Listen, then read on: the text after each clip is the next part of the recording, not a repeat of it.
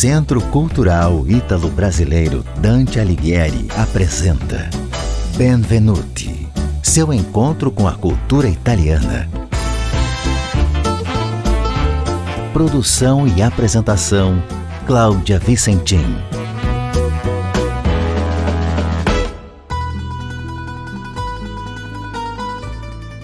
País de maioria cristã como no Brasil, a Itália celebra a Páscoa como uma das principais festas religiosas do ano e também mantém festejos folclóricos relacionados ao fim do frio e início da primavera, dias mais quentes e agradáveis, quando todos podem voltar aos eventos ao ar livre.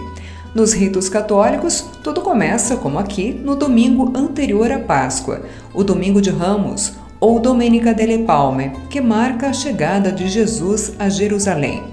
Nas celebrações que acontecem nas igrejas, as pessoas levam seus ramos, que são abençoados, e a grande maioria guarda como amuleto um objeto consagrado para proteger a casa. Na Sexta-feira Santa, que é feriado por aqui, e a tradição é não consumir carne, e grande parte dos brasileiros acaba transformando a data em oportunidade para preparar o bacalhau, na Itália, o Venerdì Santo é marcado por encenações da Paixão de Cristo, com cortejos religiosos e pessoas vestidas com roupas de época representam os cristãos que levam Cristo morto pelas ruas. Na noite de sexta, durante todo o sábado até o amanhecer de domingo, há o período de vigília. No Vaticano, as celebrações são conduzidas pelo Papa. Durante o Sábado Santo, é comum assistir representações de Nossa Senhora com o Filho morto no colo, imitando especialmente a obra-prima de Michelangelo, a famosa Pietà, escultura que fica exposta na Basílica de São Pedro. Se não teve oportunidade de ver, tente um dia. É de uma beleza e perfeição hipnotizantes. Mas voltando aos festejos da ressurreição de Cristo, a Itália mistura rituais católicos e antigos ritos pagãos da chegada da primavera, que representa a volta da vida e da fartura. Por isso as mesas são fartas. O domingo de Páscoa geralmente começa com um super café da manhã que simboliza o fim dos 40 dias de jejum da Quaresma. Um dos costumes é saborear o squallio, uma bebida quente à base de chocolate amargo. No almoço, a tradição é servir o abáquio, o cordeirinho, e que representa o sacrifício do Filho de Deus. Já como antipasto e sobremesa, há uma imensa variedade de receitas dependendo da região. Entre as opções salgadas, há os ovos recheados com creme de aspargos, ou o ova ripiene, parecido com um pastel assado e recheado com queijo pecorino e ovos, um prato típico da região de Molise. Outra opção encontrada nas mesas é a torta pasqualina, um bolo salgado genovês recheado com alcachofra e ovos. Entre as sobremesas, além dos ovos de chocolate, como aqui no Brasil, podemos experimentar a pastiera napoletana, que é uma torta de ricota com frutas cristalizadas, e a colomba pascal. Aliás, você sabe por que a receita ganhou esse nome? Bem, diz a lenda que a colomba pascal surgiu em Pávia, no norte italiano, durante o século VI. Quando a cidade estava sob ameaça de invasão pelos soldados de Alboino, rei dos Lombardos, um corajoso padeiro resolveu fazer um bolo no formato de pomba, ave que representa a paz. E parece que os invasores gostaram tanto do presente que mudaram de ideia e não saquearam a cidade. Verdade ou não, o fato é que o bolinho com formato de pomba ficou para a história. Muitos desses bolos e doces são guardados para a segunda-feira, ou Lunedì dell'Angelo, a segunda-feira após o domingo de Páscoa.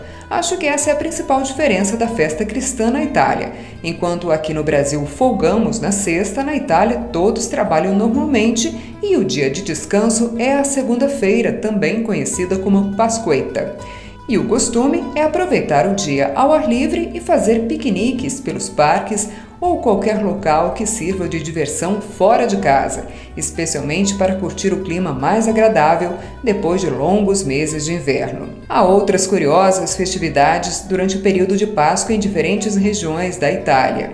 Em Val Gardena, no Trentino Alto Adige, no extremo norte da Itália e entre as montanhas Dolomitas, chama a atenção uma curiosa tradição. No dia 19 de março, dia de São José, os solteiros da cidade vão à casa das moças solteiras e encomendam ovos pintados que serão recolhidos na segunda-feira de Páscoa, a Pascueta.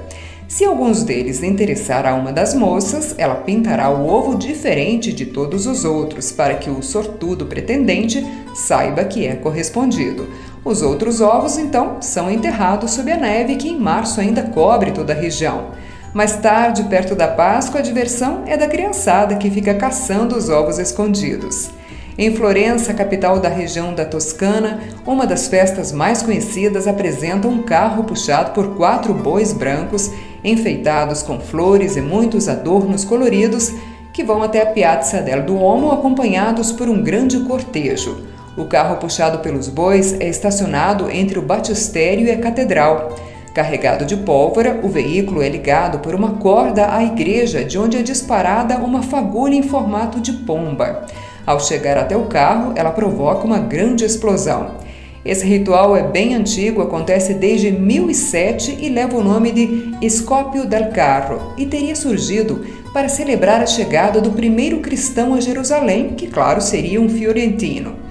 A partir do século XV, a comemoração ganhou um novo significado. Os camponeses acreditam que, se a pomba alcançar o carro com os explosivos e tudo correr bem, é sinal que a colheita será boa e farta. E nas tradições gastronômicas da região da Toscana, os deliciosos cantutini se destacam. São biscoitos de amêndoa embebidos no vin santo, o vinho doce que leva esse nome porque as uvas colhidas meses atrás e colocadas para secar estão prontas para serem vinificadas próximo ao período da Páscoa e deixam a bebida bem mais doce. Em Nápoles, sul da Itália, região da Campanha e que fica bem aos pés do Vesúvio, a Páscoa é marcada pela confecção da pastiera de grano, uma torta pascal feita à base de trigo, ricota, açúcar e ovos, e que dizem ter segredinhos medievais de acordo com antigas festas pagãs de primavera. Também veio de Nápoles a torta pasqualina, que hoje é encontrada em todo o país, que leva ovos inteiros assados como recheio. Tudo tem simbologia de vida, nascimento. Como sobremesa na região, são famosos os doces como a cassata ou os cannoli, com ricota e frutas cristalizadas. Na Sardenha, encontramos as ceadas, um doce que não é muito doce, na verdade, feito à base de queijo frito e coberto com mel. Na região de Abruzzo, também no sul, a cidade de Chieti, considerada uma das mais antigas do país, teria sido fundada por Aquiles no ano 1118 a.C.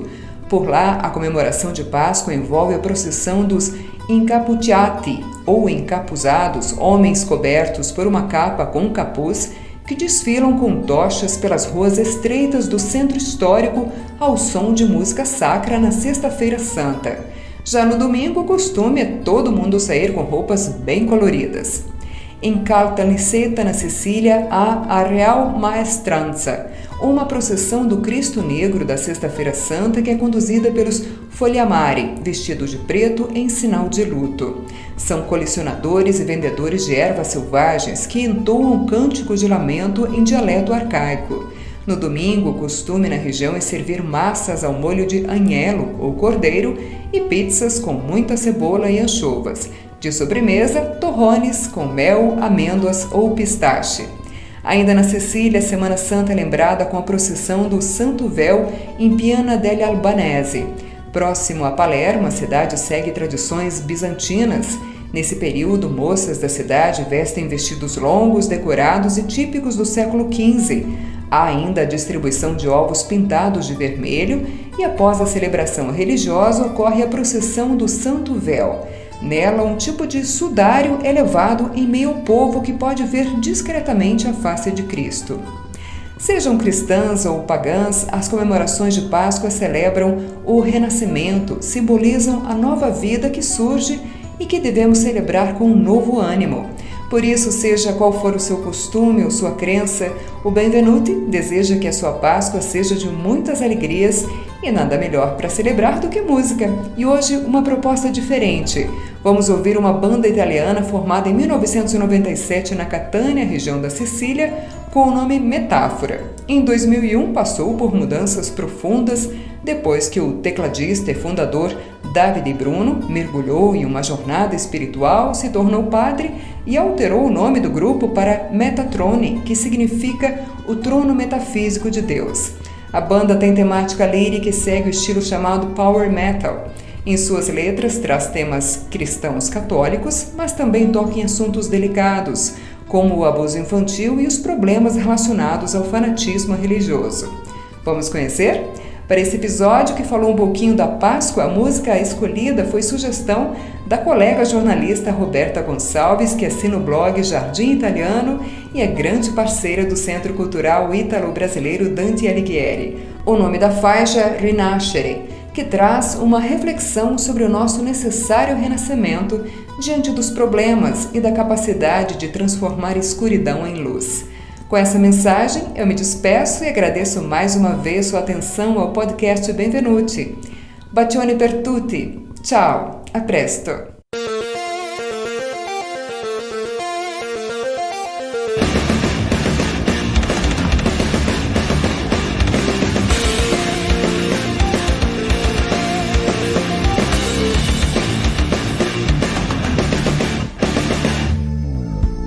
Tu parli di me nelle parabole, mi nutro di te bevendo al calice,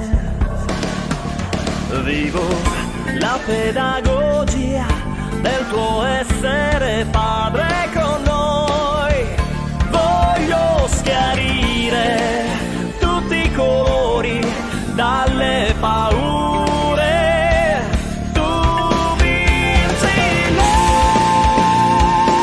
trasforma in luce la tenebre, lava ogni cuore, io voglio con te rinascere. La croce combattimento diventa genitor.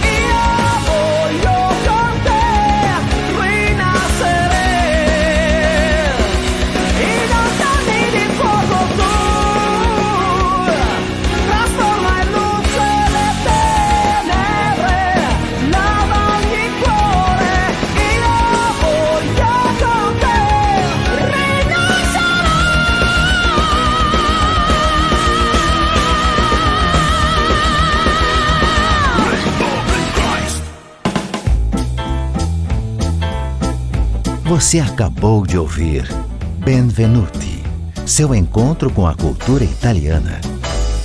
Produção e apresentação Cláudia Vicentim.